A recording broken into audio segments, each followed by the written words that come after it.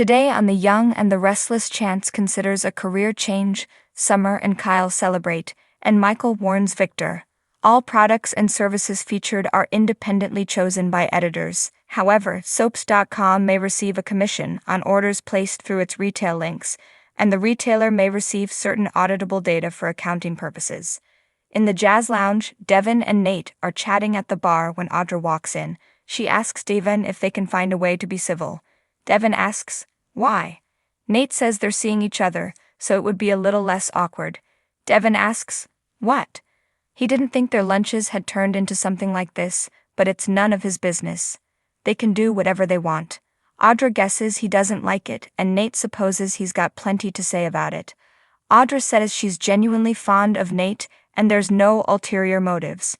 Devin says she snaked Tucker's company away from him. Your girlfriend hasn't changed as much as she claims she has. He excuses himself and walks off.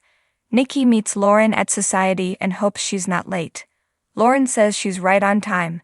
Nikki alludes to something that will keep her busy happening soon, and Lauren teases her for being mysterious. She asks how Nikki agreed to let Adam run Newman Media. Nikki says she took some time off and Victor wanted her to concentrate on her recovery. Lauren asks, so, you just backed off? That does not sound like something you would do. She feels something is off and asks, what is it? Nikki admits she and Victor are working on something for her going forward that is an absolute secret.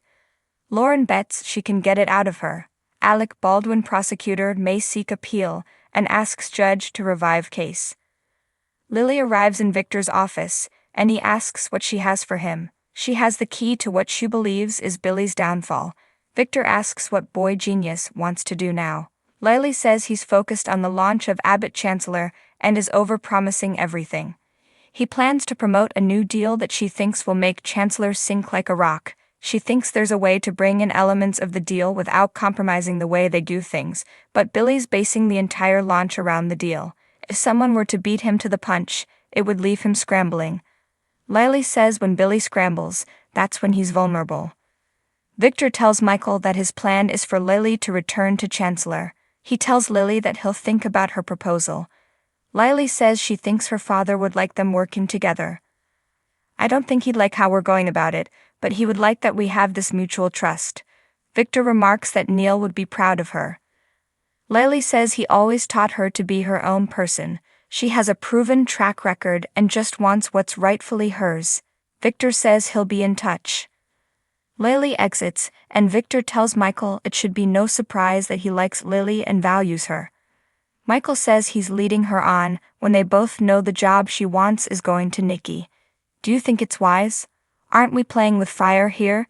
Billy says the answer is no. He's been in the business for 5 minutes. Chance sighs, that's too bad, Billy. He implies that he's putting Jill's health at risk. Billy reminds him his mother put him in charge, not Chance. He still wants him to stay on. Chance doesn't think that's possible. He wants to do everything his way. Billy warns if he walks out the door there's no coming back. So, what's it going to be? At the club, Summer and Kyle celebrate with champagne. The custody arrangement is set, and they're both happy. Kyle grins that Harrison will be the most happy. Summer is proud of them. Kyle says, me too, and they toast. They joke about being grown-ups. Kyle feels a 10,000-pound rock has been lifted. He asks that they deal with each other and not lawyers from now on. Summer says, deal. Audra and Nate walk in and Summer hopes Kyle meant what he said about getting rid of that woman. Kyle tells her he's working on it, but it's tricky. Trust me, I want her out of my life as much as you do. Across the room, Audra asks Nate if he's still upset about Devin. Nate just finds it irritating. His cousin walks around like he has a halo on his head. Audra doesn't care what he thinks. A bottle of wine arrives and Kyle comes over to say he sent it. Audra invites him to join them. Nate is glad things are getting better between the two of them. Kyle says they're a work in progress. Nate says it can't be easy being forced to work together by. Audra interrupts him, our mystery benefactor.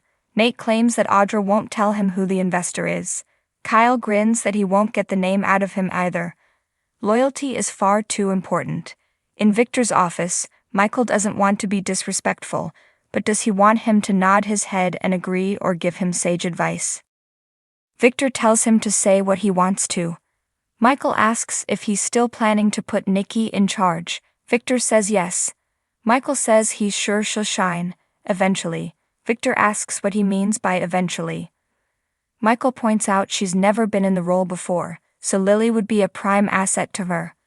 Lily's been the boss, and she's excelled at it. Do you really think she'll accept a secondary position after making her believe that she's going to get the top job? Victor thinks she'll come around. Michael wouldn't be so sure about that. In the jazz lounge, Devin tells Billy he doesn't have a clue what he lost in Lily. She could have propped him up, but now he'll sink on his own. Billy says she couldn't be trusted. If Devin hires her back at Winters, he should watch his back. Billy walks out and passes Lily as she's coming in. Devin tells his sister he was just telling Billy what an idiot he was for letting her go. Lily assures him she's all over this one.